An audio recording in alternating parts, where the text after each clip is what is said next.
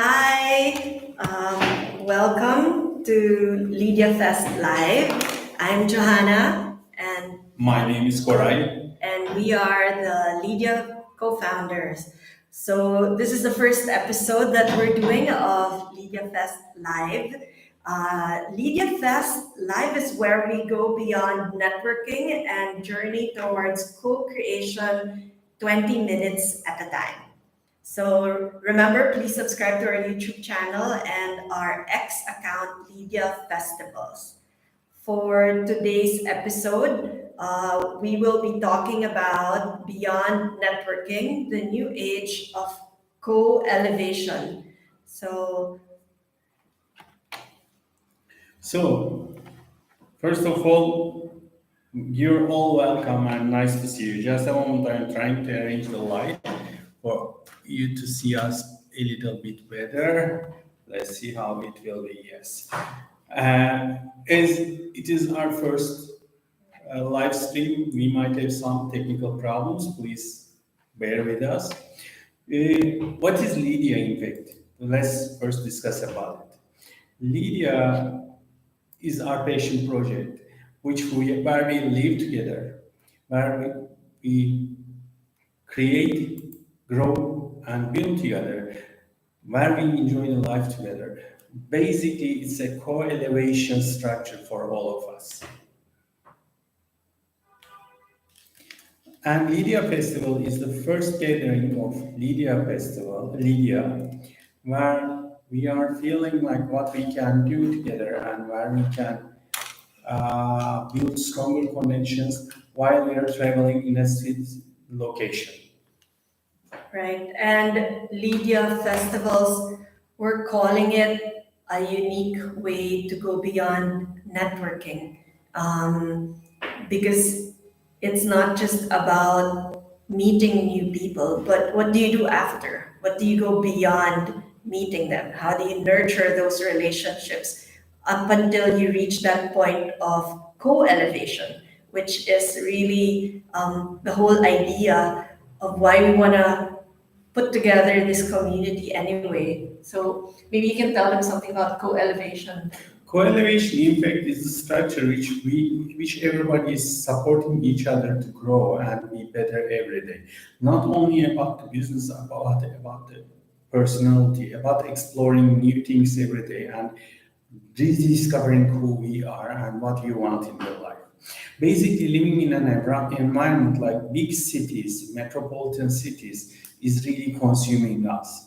We don't have enough nature, we don't have enough possibilities to have satisfying and more feeling connections. And also, basically, every day we are just losing who we are in big cities. Why? Because if we are going to consider, excuse me, if you are going to consider who we are and what we are doing in the big cities, I will give you an example. In 1985, the population of Istanbul was about 5 million. Nowadays, it's about 25 million with coming and going people. It's about 30 million people every day in the city. So it is over expanded. If we could keep the population of the cities on the normal level, every day we would enjoy the life together and we would feel better. But we passed that level in many cities like New York, like New Delhi, like Manila, like Jakarta, like Kuala Lumpur, Sao Paulo, many cities. So, in fact, then we are overpopulated and we are surrounded by so many people around us, and we are triggered by every day by many things like traffic, air pollution, noise pollution. All those things are consuming us, and we are losing who we are. So that's why we need a smaller community to grow, which is more effective for our needs. So you're saying one of the biggest problems of today are overcrowded living conditions where we don't have personal human relationships with the people we interact with every day. We have a lot of people who live in actual neighborhoods, but you don't know your neighbors.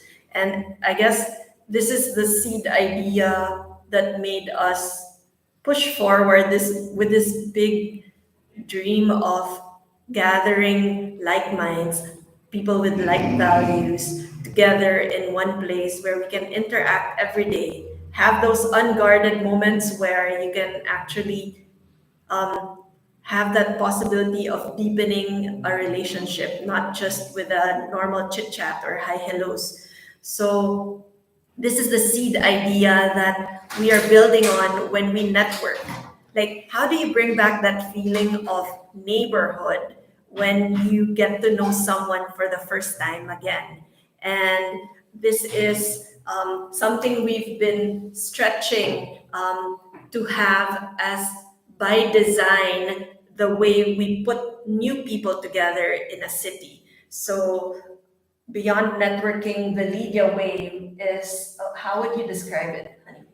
In fact, like networking is something like you're meeting some people and you know them. They're your network, they're like your web.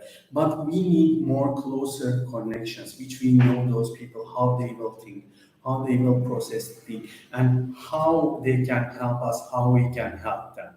That's in fact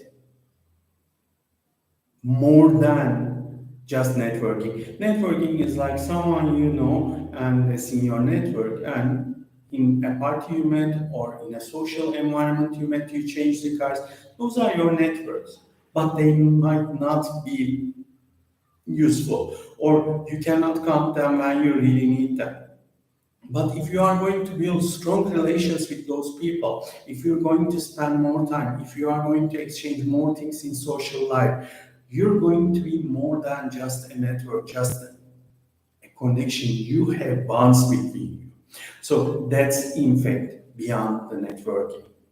So So it's basically shared experience. shared experiences, like in I think in all those languages or in all those countries, there's a common saying. You can know people when you are traveling or when you are drinking. Or sharing a meal. Sharing a meal, Sharing a like meal. basically sharing a meal or drinking together is like consuming, feeding yourself together, being more relaxed. Traveling is exploring something. So basically, that's the moment which you feel more and when which you feel more comfortable and open to the new things. Mhm. And I don't know, like we need to discuss with neurologists, but I think because of the hormonal structure, when you're eating or drinking, you're more open to the new possibilities. So that's why, in fact, at that moment, people are learning more. When you are exploring, you're open to the new things. That's why you're on the exploration mode. That's why traveling is such a big icebreaker. Of You know, course. when you meet people on the road, they instantly become friends, so to speak, because you're sharing a new experience together. And that's two things that we thought of bringing together in a more deliberate way with the Leadia Festivals, which is you travel with a new group together, you wine and dine together, and this for us allows those unguarded moments, those conversations that can change a life, they allow it to happen. Exactly. And also there's one more thing. If you're going to consider about it, usually we are on big groups. So if you can make that group as a small group, like a team size, like 10 to 15, 17 people, you're going to be more connected and you will have enough time to observe the people and you will give enough time to other people to observe you. That's what we targeted in Lydia, and also in those small groups. The shared moments has more sense than bigger groups. So that's why we are dividing you into small groups to explore the city. So that's the format we're using for Leadia Festival. How does that lead to co-elevation? What is co-elevation to begin with? Okay, I explained co-elevation a few seconds ago, but I was saying that everybody is supporting each other to elevate, basically like as much as you're growing, the other parties are growing too. It's win-win. Win-win, grow, create. Basically, everybody is the part of elevation. As much as you grow and elevate, I'm growing and elevating too. Mhm. Okay, so Leadia tries to foster a co-elevation spirit. How? Basically, we are giving them enough opportunity to build strong connections in that niche 15 people groups.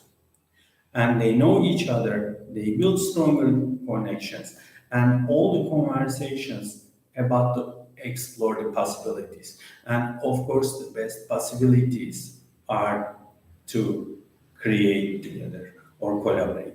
So, an example, mostly people build strong connections on the flights because basically you're in the same flight for about 6 or 12 hours, mostly transatlantic or overseas flights. So you communicate better with the people who is sitting next to you and you try to understand together. But in this one also you're exploring new things, for example, Topkapı Palace, for example, Grand Bazaar, for example, Blue Mosque, you are seeing that. And you are seeing like how they built it, how it was before, and how you're discussing how it will be in the future. I mean, you've been around the world, honey. I've also traveled a lot by myself. And how you explore without anybody, just you, how you explore with people you already know, and how you explore with new people. They're very different dynamics. So, what it's unpredictable, basically. How do we handle that or manage it? Well, technically, the life and as reality, the life is unexpected. And that's the surprising and exciting part of That's the actually life. the beautiful thing about it. Yeah. Yeah, and like, can you imagine how many people 25 years ago you were connected, and how many people you are connected right now? And how many of them are the same in the same level of connection? And how many of them are you still journeying with right now? Yes, They could have been people in your life for just a few years, and then yes, now you're not speaking the same language anymore. yes. I mean, it's happening a lot to me since I lived in different countries. Like people which I knew 2, 3 years ago are not really like, I'm not feeling the same connections anymore because my experience are changed. At that moment, the life I was living was different. Then I started to explore the different cultures. My business changed, my social environment changed. The culture I am living, the traditions, even the religion on the area, the foods, everything has changed. And of course, I cannot connect as much as the people. So, in fact, in Lydia, we are trying to make it happen like we are connecting to the people on the level. Today, we had a conversation. Someone said that there are three important things for the people in life. One, financial freedom. Two, health. And third, the happiness. So I think right nowadays we are so much focused on the first one, financial freedom, a better career, a good study and everything. And we are thinking that's the happiness. But he, I think happiness is a little bit more than that. With the people who are around you, your social circle, and how you are connecting with them.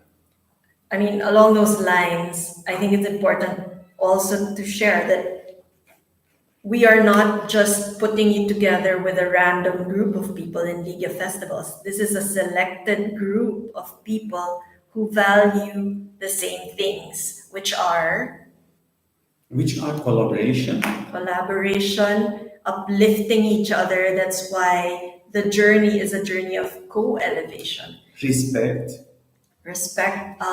A sense of adventure, like you're curious and very forward looking about what's to come. Like, oh, there are a lot of good things out there in the world.